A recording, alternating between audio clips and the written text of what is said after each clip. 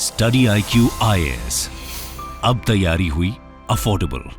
नमस्कार दोस्तों शायद पहली बार हुआ होगा भारत के इतिहास में कि मेयर का इलेक्शन को लेकर जो विवाद है वो सुप्रीम कोर्ट तक पहुंच गया। और देखिए गजब ट्विस्ट हुआ है, इसको लेकर मैंने कई वीडियोस बनाए हैं पहले, लेकिन कल सुप्रीम कोर्ट ने एक बहुत बड़ा फैसला लिया। ये आप देख सकते हो, Supreme Court declares new Chandigarh mayor overturns earlier result. तो इसके बारे में आपको डिटेल से बताऊंगा कि कैसे यहां पर बीजेपी का जो पर्सन है वो जीत गए थे मेयर का इलेक्शन। अब वो कैसे जीते क्या है वो भी हम देखेंगे वीडियो में, लेकिन सुप्रीम कोर्ट ने उस रिजल्ट को ओवरटर्न कर दिया है, बदल दिया है। और जो आम आदमी पार्टी और कांग्रेस के बीच में गठबंधन हुआ था, उनके जो उम्मीदवार थे उनको यहां पर जीत दे दी है। तो इसको चलिए डिटेल से समझते हैं, काफी कुछ आपको जानने को मिलेगा। इनफैक्ट सुप्रीम कोर्ट ने आर्टिकल 142 को भी इन्वोक किया, वो भी हम जानेंगे। चलिए आगे बढ़ते हैं, लेकिन उससे पहले ध्यान रखिएगा आप में से जो भी लोग यूपीएससी की प्रिपरेशन कर रहे हैं, हमारा जो नया फाउंडेशन बैच है वो 26 फरवरी से स्टार्ट हो रहा है। अगर आप कोई भी ऐसा कोर्स लेना चाहते हैं स्टडी IQ पर जिसमें आपको पूरी प्रिपरेशन करनी है यूपीएससी की, तो आपको हमारे वेबसाइट ऐप पर जाना है, कमेंट सेक्शन में भी सभी के लिंक दिए हुए हैं, और यूज करना है कोड अंकित लाइव ताकि आपको मैक्सिमम डिस्काउंट मिल जाए। और इसके अलावा अगर आप MCQs अटेम्प्ट करना चाहते हैं तो मेरे इंस्टा पेज पर जा सकते हैं, वहां पर स्टोरीज में जितने भी MCQs हैं उसको आप अटेम्प्ट कर पाएंगे। चलिए शुरुआत करते हैं, और सबसे पहले तो ये देखते हैं कि एग्जैक्टली क्या हुआ है। देखिए कल 20 फरवरी को ट्यूसडे को सुप्रीम कोर्ट ने एक बड़ा फैसला सुनाते हुए जो चंडीगढ़ मेयर इलेक्शंस का जो रिजल्ट सामने आया था उसको बदल दिया। पहले जो रिजल्ट सामने आया था इसमें बीजेपी के जो उम्मीदवार हैं उनको जीत दी गई थी, लेकिन सुप्रीम कोर्ट ने यहां पर जो बैलेट बॉक्स में जो पेपर्स वगैरह थे उसको मंगाया, उसको देखा, उसको जांचा, और ये कहा कि यहां पर उसके साथ छेड़छाड़ की गई है। और फाइनली जो आम आदमी पार्टी और कांग्रेस के बीच में जो अलायंस हुआ था और उनके जो कैंडिडेट हैं कुलदीप कुमार, उनको विनर डिक्लेयर कर दिया गया है। तो इसको समझने के लिए यहां पर आपको थोड़ा सी चीजें जाननी पड़ेंगी। देखिए चंडीगढ़ मेयर इलेक्शन की हम बात करें, जो बड़े बड़े शहर होते हैं भारत के अंदर, आपको पता है वहां पर म्युनिसिपैलिटीज होती हैं, ठीक है। और जो लोकल बॉडीज का इलेक्शन है, जैसे भारत में लोकसभा का चुनाव होता है हर 5 साल में, वैसे ही आपको पता है जो स्टेट असेंबलीज हैं उनका भी चुनाव होता है हर 5 साल में। उसी प्रकार से जो लोकल बॉडीज के इलेक्शन है, जैसे म्युनिसिपैलिटीज हो गया, उनके भी जो मेंबर्स इलेक्ट होते हैं उनका भी 5 साल में चुनाव होता है। लेकिन उसमें एक डिफरेंस क्या है कि हर साल वहां पर मेयर चुने जाते हैं। और मेयर कौन चुनेगा? जो वहां पर काउंसलर्स चुने गए हैं उन्हीं के बीच में से एक मेयर चुना जाता है, और हर साल ये इलेक्शन होता है। उसी प्रकार से चंडीगढ़ में अगर आप देखोगे जो वहां की म्युनिसिपैलिटीज हैं उसमें टोटल 45 मेंबर्स हैं, लेकिन इसमें एक चीज ध्यान देने वाली है, 45 मेंबर्स में से 9 नॉमिनेटेड होते हैं, ठीक है। तो यहां पर उनको काउंट नहीं किया जाता, उनको आप साइड कर दो। यहां पर बाकी के कितने बचे? 35 elected and 1 member of parliament. अब जो चंडीगढ़ के मेंबर होते हैं MP, चंडीगढ़ के MP, अभी आपको पता है बीजेपी की जो किरण खेर हैं वो चंडीगढ़ से MP है, मेंबर ऑफ पार्लियामेंट, तो वो ऑटोमेटिकली इसकी सदस्य बन जाती हैं। और साथ ही साथ यहां पर 35 इलेक्टेड जो काउंसलर्स हैं, तो 35 + 1 टोटल जो 36 मेंबर्स हैं वो यहां पर इलेक्ट करते हैं, वोट डालते हैं ताकि मेयर को चुना जा सके। अब अगर आप ध्यान से देखोगे यहां पर जो पिछला वाला चुनाव हुआ था म्युनिसिपैलिटीज का, उसमें बीजेपी के पास 15 मेंबर्स हैं, ठीक है। 15 कैसे? 14 काउंसलर जो इलेक्ट होकर आए और 1 मेंबर ऑफ पार्लियामेंट जो लोकसभा किरण खेर हैं, तो टोटल 15 हैं। और वहां पर एक और चीज है, ये जो शिरोमणि अकाली दल है उनके एक मेंबर हैं, वो एक तरह से बीजेपी को सपोर्ट कर देते हैं। तो यहां पर बीजेपी के पास टोटल कितना हुआ? मतलब 36 में से बीजेपी के पास है टोटल वोट जो है आपका दैट इज 16। और ऑपोजिशन की तरफ से यहां पर क्या हुआ था कि जो इंडिया गठबंधन है, आम आदमी पार्टी और इंडियन नेशनल कांग्रेस, इनके पास 13 और 7 सीट्स थे, तो टोटल मिलाकर इनके पास हुआ 20 सीट्स। तो यहां पर जब मेयर का इलेक्शन हुआ तो ऑब्वियस सी बात है कि यहां पर जीतेगा कौन? जो आम आदमी पार्टी और कांग्रेस का गठबंधन हुआ है उनके जो कैंडिडेट हैं वो ऑटोमेटिकली, क्योंकि यहां पर 36 में जो मेजॉरिटी है वो कितनी चाहिए? 19 सीट्स की चाहिए। अब बीजेपी के पास तो ये थी नहीं, आम आदमी पार्टी और कांग्रेस के पास 20 मेंबर्स थे, तो ऑब्वियस सी बात है उनकी जीत होनी ही थी। लेकिन एक ट्विस्ट होता है, ट्विस्ट ये होता है यहां पर जब इलेक्शन हो रहा था तब क्या किया गया, जो प्रिसाइडिंग ऑफिसर है और इन्हीं के ऊपर बहुत बड़ा इल्जाम लगा है, अनिल मसीह, मैं इनके बारे में और आपको बताऊंगा। तो अनिल मसीह जो प्रिसाइडिंग ऑफिसर थे उन्होंने क्या किया, आम आदमी पार्टी और कांग्रेस के पास ये जो 20 मेंबर्स थे उनके 8 वोट को कैंसिल कर दिया, इनवैलिड करार दे दिया, और कोई रीजन भी नहीं, मतलब कि कहा कि नहीं वो इनवैलिड हो गया।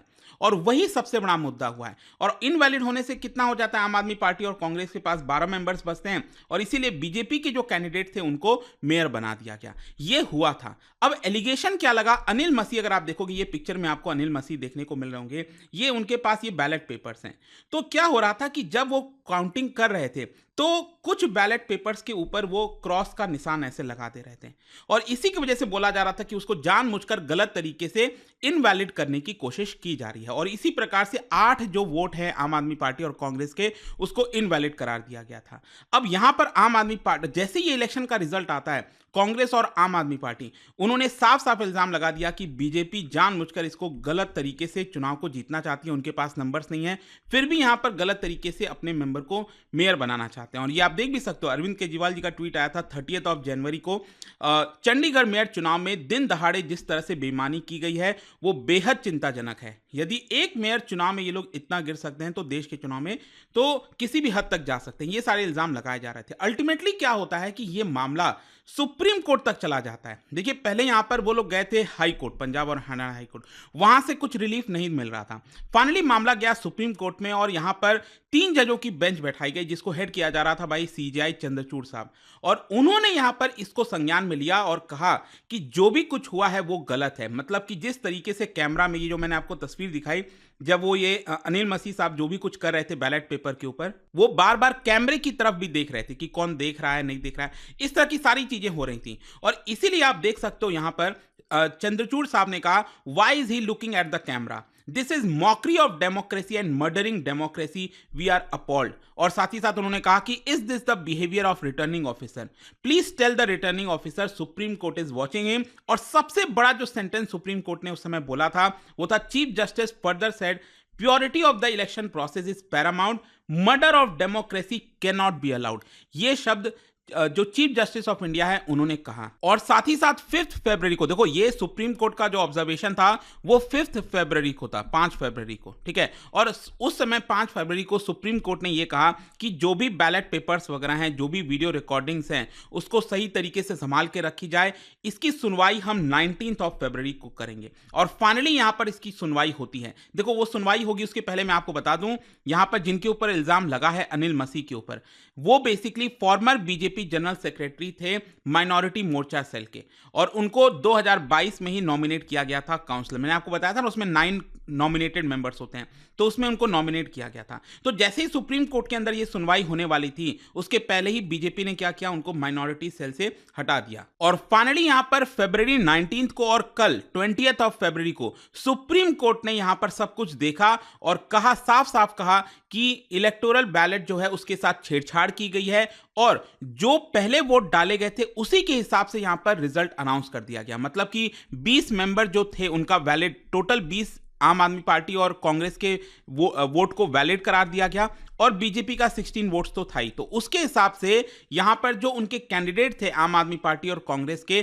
कुलदीप कुमार, उनको विजेता घोषित कर दिया जाता है सुप्रीम कोर्ट के द्वारा। ये आप देख सकते हो, ये बीच में जो आप देख रहे हो ना, ये तस्वीर एक्चुअली 30 जनवरी की ही है, जब यहां पर इलेक्शन हो रहा था मेयर के लिए। तो वो मेयर के पद पर खड़े हुए थे लेकिन उनको गलत तरीके से हटाया गया और आप देख सकते हो वो रो भी रहे थे। तो ये तस्वीर उस दिन की है। और साथ ही साथ यहां पर सुप्रीम कोर्ट ने एक बहुत बड़ा बयान दिया है और कहा है कि prosecution of the returning officer for the poll, मतलब जो अनिल मसीह हैं उनके ऊपर इसको लेकर कार्रवाई होनी चाहिए। अब देखना होगा वो क्या होता है। लेकिन इन सारी चीजों के बीच में आपके लिए एक और चीज जानना इंपॉर्टेंट हो जाता है कि सुप्रीम कोर्ट इतना बड़ा फैसला, क्योंकि क्या होता है ना कि कई बार ऐसी चीजें होती हैं, आपको पता है कि पावर जो है वो डिवाइडेड है एक तरह से। यहाँ पर जुडिशरी का काम आपको पता है अलग है, लेजिस्लेचर का काम अलग है, एग्जीक्यूटिव का काम अलग है। तो यहाँ पर कई बार ऐसा होता है, ऐसा मौका आता है कि सुप्रीम कोर्ट को अपना एक जो स्पेशल पावर है उसका इस्तेमाल करना होता है।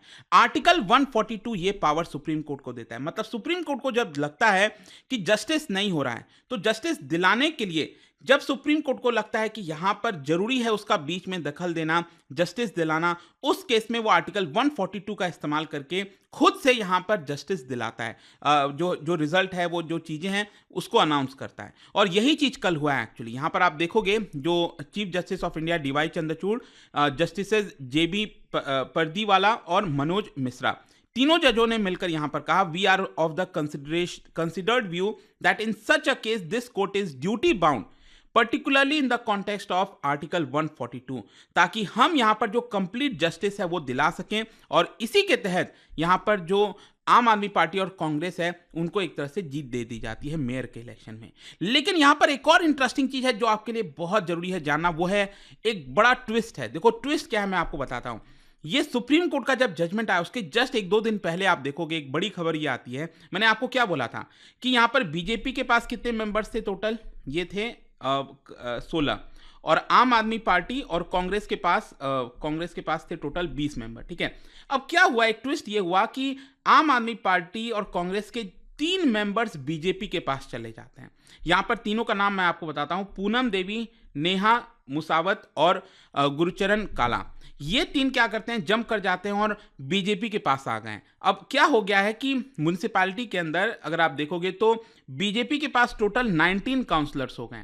तो अब क्या होगा, भले ही यहां पर सुप्रीम कोर्ट ने जीत तो दे दी है आम आदमी पार्टी और जो है कांग्रेस को, लेकिन एक्चुअल में जब यहां पर सभी काउंसलर एक साथ बैठेंगे तो एक तरह से यहां पर मेंबर्स किसके ज्यादा हो गए हैं, अब हो गए हैं बीजेपी के पास। अब देखिए यहां पर एक और चीज है, कई लोग ये सोचेंगे कि यहां पर तो एंटी डिफेक्शन लॉ लग जाना चाहिए। देखो क्या होता है ना, लोकल बॉडी में एंटी डिफेक्शन लॉ उसके ऊपर लागू नहीं होता है, लोकल बॉडी पर एंटी डिफेक्शन लॉ लागू नहीं होता है। तो हो सकता है एक और बड़ी खबर आपको यह आए कि कुलदीप कुमार को ये जो जीत दिलाया गया है, आम आदमी पार्टी के कैंडिडेट मेयर बन गए हैं, हो सकता है कि यहाँ पर जो बीजेपी है वो ये कहे कि आप अपनी मेजॉरिटी को साबित करिए। और यहाँ पर जाहिर सी बात है अब आम आदमी पार्टी और कांग्रेस का नंबर 17 हो गया है और बीजेपी के पास नंबर जो है वो 19 हो गया है। तो बीजेपी का पलड़ा भारी हो गया है। हो सकता है अब कुलदीप कुमार को मेयर के पद से हटा दिया जाए, हो सकता है, मैं ये नहीं कह रहा हूँ हटाया जाएगा, देखते हैं आगे क्या होगा। बट ओवरऑल कंक्लूजन देखिए क्या निकलता है कि आम आदमी पार्टी और कांग्रेस पहली बार एक साथ आई थी एक चुनाव के अंदर और उनका यह था कि हम ये चुनाव जीतकर जो अलायंस है दिल्ली में लोकसभा का चुनाव होना है उन सब में आगे बढ़ेंगे। और कल अरविंद केजरीवाल जी का यहाँ पर बयान जिस तरह से आया, ऐसा लगता है कि शायद कांग्रेस और आम आदमी पार्टी दिल्ली में जो 7 सीट हैं लोकसभा का उसमें एक साथ उतरेंगे। देखते हैं आगे क्या होगा, बट आई होप कि जो पूरा मुद्दा था ओवरऑल आपको अच्छे से समझ में आ गया होगा। और जाने से पहले एक इंटरेस्टिंग क्वेश्चन, क्या बता सकते हैं what is the number of items in 12th schedule added by 74th amendment. देखो जो म्युनिसिपैलिटीज होता है ना वो 12th शेड्यूल के तहत लाया गया था, जो 74th अमेंडमेंट किया गया था 12th शेड्यूल में आपको म्युनिसिपैलिटीज देखने को मिलता है। तो उसमें कई सारी पावर उसको दी गई हैं, तो कितने नंबर ऑफ आइटम्स जो है वो इसके अंदर ऐड किए गए हैं आपको बताना है। इसका राइट आंसर आप सबको पता है, मेरे इंस्टाग्राम पर तो मिलेगा ही, वहां पर अगर आप नहीं हो कोई बात नहीं, टेलीग्राम से ले सकते हैं इसका सही उत्तर। मैं कई सारे जो MCQs हैं वो यहाँ पर स्टोरीज में डालता रहता हूं। अगर आपको PDF ये तो टेलीग्राम पर आइए, अलग अलग सोशल मीडिया पर आप जुड़ पाओगे। और जैसा मैंने आपको बताया, अगर आप UPSC की तैयारी कर रहे हैं, कोई भी बैच चाहते हैं, you can just use this code Ankit live ताकि आपको मैक्सिमम डिस्काउंट मिल जाए। आई होप कि वीडियो आपको पसंद आया होगा। मिलता हूं आपसे next time. Till then thank you very much, see you soon. Study IQ IAS, अब तैयारी हुई अफोर्डेबल।